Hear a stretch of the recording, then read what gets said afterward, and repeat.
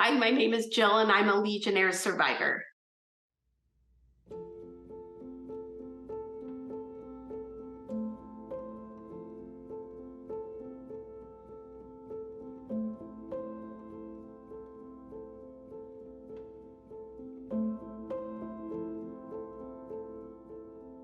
I had no idea until, probably 45 days later when my parents told me that I had Legionnaires and, I've been in a coma. I didn't even know what Legionnaires was.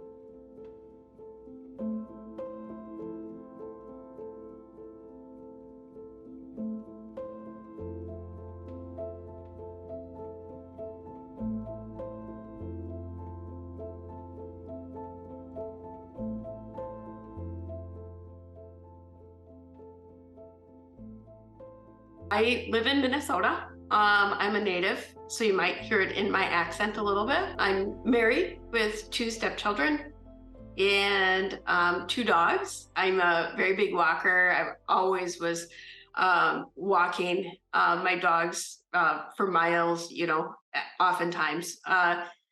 Before I got Legionnaire's disease, I was, happily active. Like the more the merrier, the more I could do, the better. I wanted to get out all the time.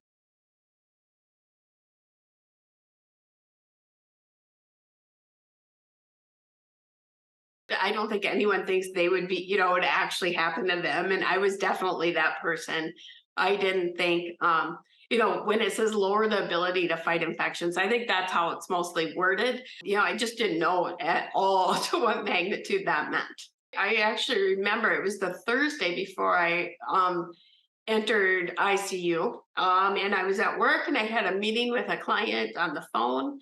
And I hung up the phone and I just thought, I really don't feel good. And then the whole weekend, Saturday and Sunday, I just laid around. I had to break plans with some friends to go boating, for example. That's huge in the summer in Minnesota. I just feel exhausted. Stayed home most of the day Monday. Tuesday morning, went to work, felt really bad. Came home probably by 10 a.m. But I let our dog out named Bo, and I opened the door, and it was almost like somebody pushed me, and I fell, and I hit a bush, and I was completely, confused, and I didn't understand how I could fall.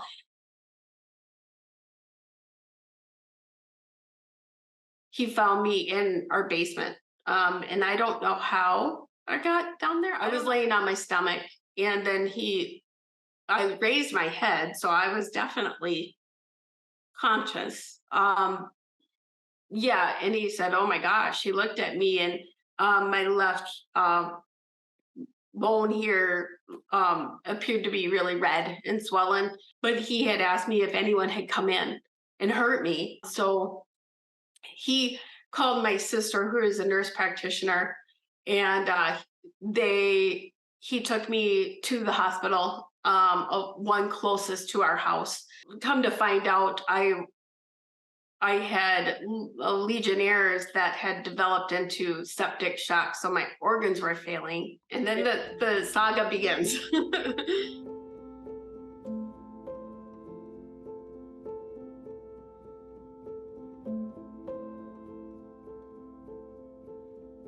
I think my husband was affected a lot. And I think nobody, no spouse can possibly be prepared to make those decisions. So he had to sign off on a waiver, in the event my limbs had to be amputated, that, they would be life choices like that, making those on behalf of another person. I think is, I can't even find the words. I just can't even imagine what that's like. After all is said and done, I had a real hard time, like, understanding how does a body fail that much? Like, are you sure? I even asked him, I asked my parents. I thought everybody was keeping something from me. I thought for sure somebody came in and hurt me, and they were keeping that from me because they didn't want me to be haunted by it. So that brings up a whole nother set of feelings, because I was convinced that there's no way a body can fail like this. But I think I realized, with the multiple blood transfusions and, so many different specialists coming in daily, to see what the next step was, and no talk of release. I think it was that it hit me. I just remember just being even by myself at moments, and I thought, wow, I might never get home. They explained that there was lots of touch and go moments, and that they just couldn't believe it that I had come back, and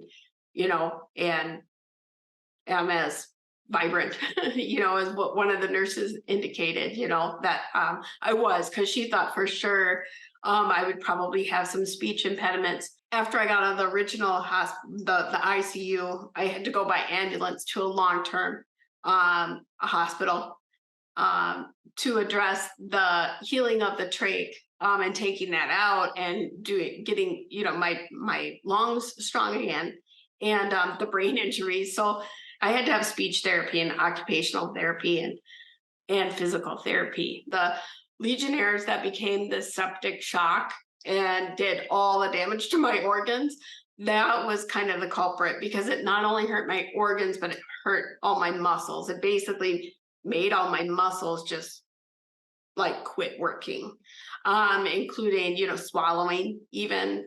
So therefore talking had to kind of be relearned. It was daunting and a little bit lonely feeling, because I don't think anyone else can. You don't know how that feels until you're at that point.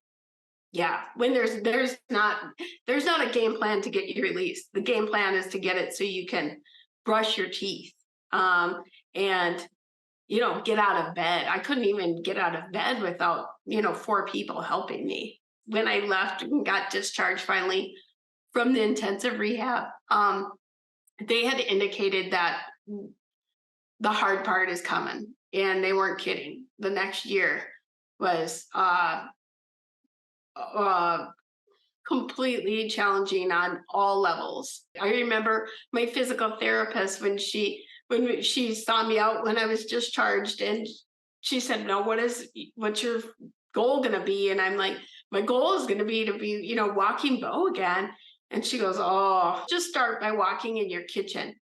And I was like, "Oh my goodness." My mom and dad would come every day to make sure I didn't fall. Because what would I mean, they taught me how to get up if I fell, but I was scared to death. If I fell, I didn't think I would be able to ever figure out how to get up.